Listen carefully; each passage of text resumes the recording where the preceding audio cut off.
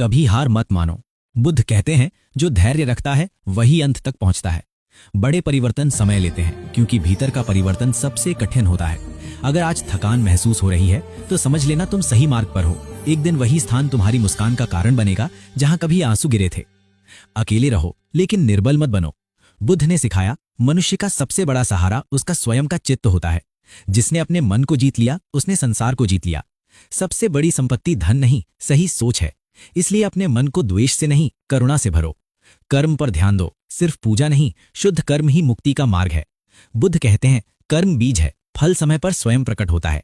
आज नहीं तो कल, लेकिन तुम्हारी बारी अवश्य आएगी और तब तुम्हें वही मिलेगा जिसके तुम भीतर से योग्य बने हो। मनुष्य जन्म से महान नहीं होता, वह अपने कर्म, अपने आचरण और अपने संयम से महान बनता है। संघर्ष को शत्रु मत समझो। बुद्ध के अनुसार दुख ही सबसे बड़ा गुरु है। वही तुम्हें जागरूक बनाता है। क्रोध आए तो दूसरे से नहीं, अपने मन से युद्ध करो। और जब कठिन समय आए तो स्वयं को दोष मत दो, समय को समझो। और याद रखना, जिस कार्य से मन भयभीत हो अक्सर वही कार्य तुम्हारी मुक्ति का द्वार होता है। अगर ये बात दिल तक पहुंची हो तो कमेंट में सिर्फ नमो बुद्धाय लिखो या फिर बताओ इस समय तुम किस संघर्ष से गुजर रहे हो।